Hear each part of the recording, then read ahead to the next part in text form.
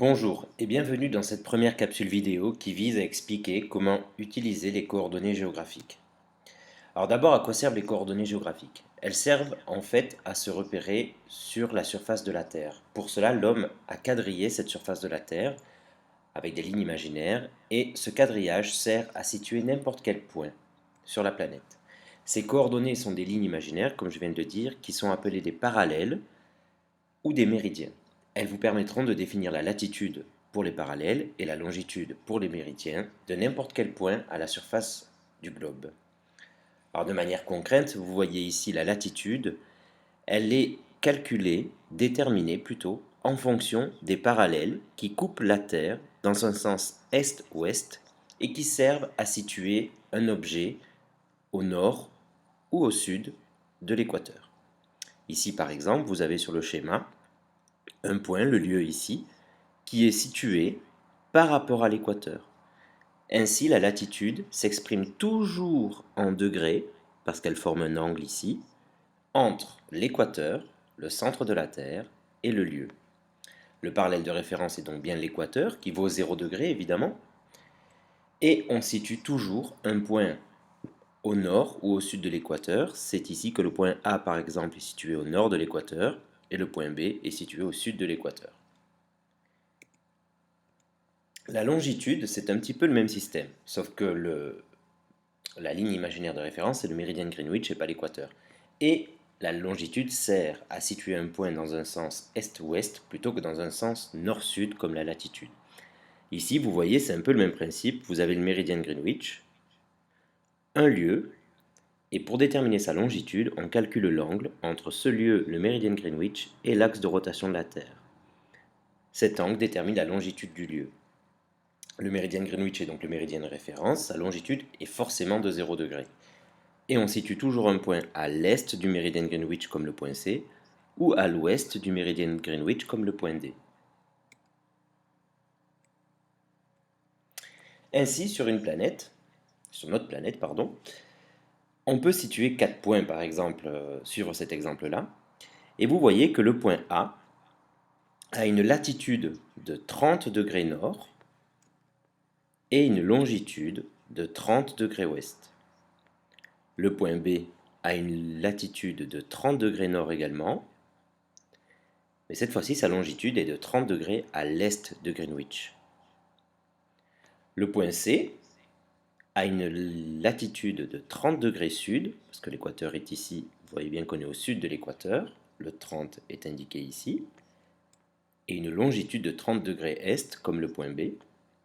Le point D, vous l'aurez compris, a une latitude de 30 degrés au sud de l'équateur, et de 30 degrés à l'ouest du méridien de Greenwich. Ainsi, vous voyez que chaque fois, l'angle est de 30 degrés, et pourtant, selon l'orientation que l'on indique, eh bien, le point n'est pas situé au même endroit. C'est pour ça que chaque fois que vous devrez exprimer des coordonnées géographiques d'un point, vous devez toujours indiquer l'orientation à côté.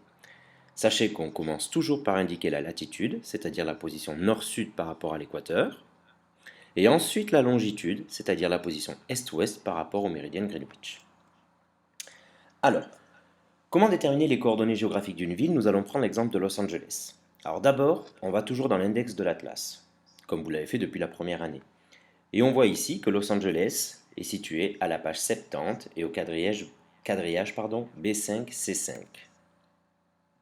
Alors on va à cette page 70, on va au quadrillage BC, ici les colonnes B et C, la ligne 5, et vous voyez que Los Angeles est situé à la rencontre entre la colonne B et C et la ligne 5. Los Angeles est situé ici. Alors déterminons d'abord sa latitude. Pour cela, je repère d'abord les deux parallèles qui encadrent Los Angeles, que j'ai repassé en rouge ici. On a le parallèle 30 degrés ici et le parallèle 35 degrés, ce qui veut dire que la latitude de Los Angeles sera forcément comprise entre 30 et 35 degrés. On voit que d'ailleurs, la latitude est plus proche de 35 que de 30. Ici, on pourrait l'estimer à plus ou moins 34 degrés. 34 degrés, maintenant, c'est bien de savoir que c'est 34 degrés, mais il est important de savoir si on est au nord ou au sud de l'équateur. Pour cela, vous avez deux techniques qui peuvent vous aider. D'abord, vous voyez que la latitude augmente en allant vers le nord. Ceci semble indique en fait que l'équateur est forcément au sud des États-Unis. Donc, si l'équateur est au sud, ça veut dire que nous sommes au nord de l'équateur. Une autre technique qui est même plus simple, c'est que sur une carte, vous avez toujours indiqué la latitude sur le côté, l'orientation de la latitude sur le côté. Ici, par exemple, il y a écrit LN, ça veut dire latitude nord. Ainsi, la latitude de Los Angeles est bien de 34 degrés au nord de l'équateur. Maintenant, on va s'intéresser à la longitude. C'est le même principe. On repère les deux méridiens qui encadrent Los Angeles et on voit que Los Angeles a une longitude comprise entre 120 et 115 degrés.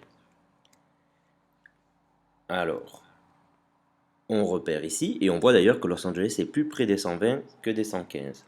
On identifie le méridien, plus ou moins le méridien qui passe par Los Angeles, et on voit qu'on n'est pas loin de 118 degrés. Maintenant, il suffit de savoir si on est à l'est ou à l'ouest de Greenwich. Eh bien, c'est la même technique. Vous voyez qu'ici, la longitude augmente en allant vers l'ouest. Vous voyez, 105, 110, 115, 120, 125, 130. Ça veut dire que le méridien de Greenwich est de ce côté-ci de la carte. Donc nous sommes bien à l'ouest du méridien de Greenwich. Mais même repère que pour ici. Vous voyez ici, il y a écrit longitude ouest de Greenwich. Ça veut dire LO de GR, veut dire longitude ouest de Greenwich. Donc nous sommes bien à 118 degrés ouest. Alors j'écris W pour ne pas que vous confondiez avec un 0. Si je mets un O, donc W c'est la nomenclature anglaise. Du coup, les coordonnées géographiques de Los Angeles sont 34 degrés nord, 118 degrés ouest. Voici comment on écrit. Ah, je rappelle, on commence toujours par la latitude et on écrit ensuite la longitude. Alors comment localiser une ville grâce à ses coordonnées géographiques? Ici par exemple nous avons la ville X. Et j'ai mis un globe. Et on peut estimer ses coordonnées déjà grâce aux angles qui sont indiqués ici. On voit qu'on est 34 degrés au nord de l'équateur et qu'on est 84 degrés à l'ouest du méridien de Greenwich. Alors, quelle est cette ville qui est située à 34 degrés nord et 84 degrés ouest? Alors, on va dans l'Atlas. Dans l'Atlas, on cherche la carte du monde. Lorsqu'on cherche la carte du monde, on se rend compte que 34 degrés nord, c'est compris dans cette fourchette-là. 84, il me semble que c'était 84 degrés ouest, on est plutôt dans cette fourchette-là, ici. Donc ça veut dire que notre ville se situe dans cette zone-là du monde.